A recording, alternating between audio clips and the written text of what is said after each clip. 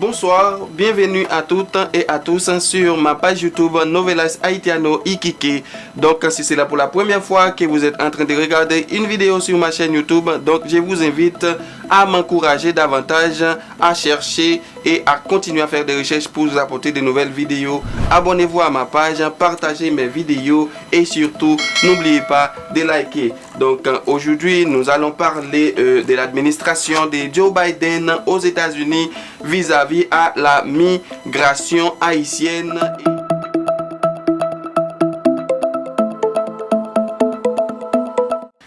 Comme je vous ai annoncé, nous allons voir quelques points importants et débats dans l'administration de Joe Biden.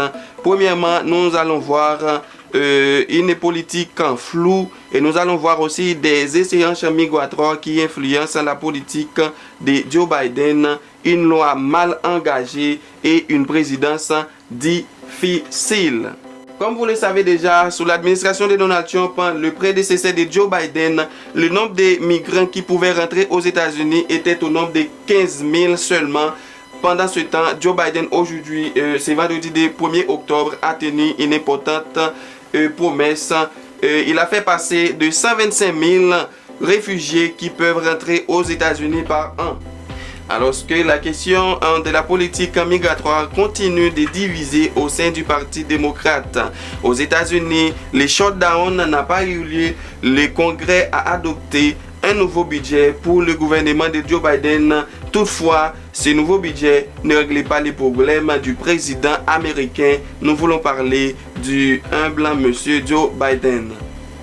Toutefois, nous ne pouvons pas ignorer la volonté de la part du président américain de vouloir laisser plus de migrants rentrer aux États-Unis. Cependant, les autres membres du parti politique de Joe Biden, eux, de l'autre côté, ne veulent pas ces trucs. C'est pourquoi, en septembre dernier, ils ont déporté pas mal de migrants, et spécialement de la part de la nation haïtienne, chose qui a beaucoup fait parler de l'administration de Joe Biden.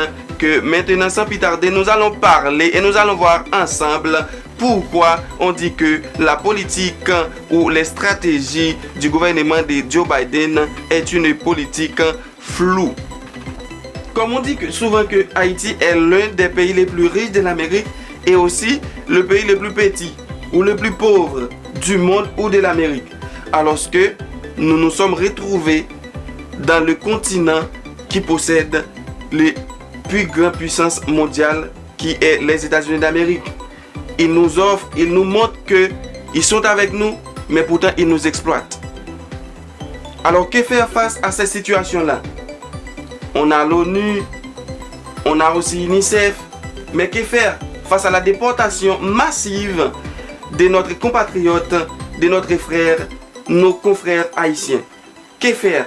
Et le gouvernement haïtien doit-il prendre des décisions vis-à-vis à la situation qui est en train de dérober ou de déranger notre cher compatriote lorsque nous savons que beaucoup d'argent ont été dépensés pour arriver aux États-Unis? Ils ont traversé les frontières du Canada, peut-être du Costa Rica, du Pérou ou de la Colombie.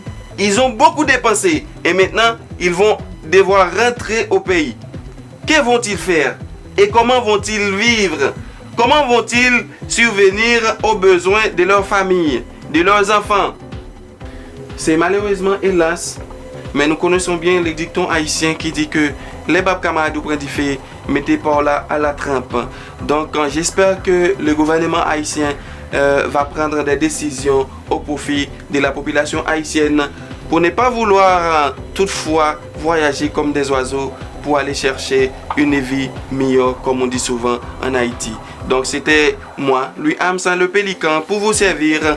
Et si vous n'avez pas encore eu l'opportunité de vous abonner à ma chaîne, donc vous avez l'opportunité maintenant de le faire afin de ne pas rater aucune de mes nouvelles vidéos. Merci et bye bye à tous.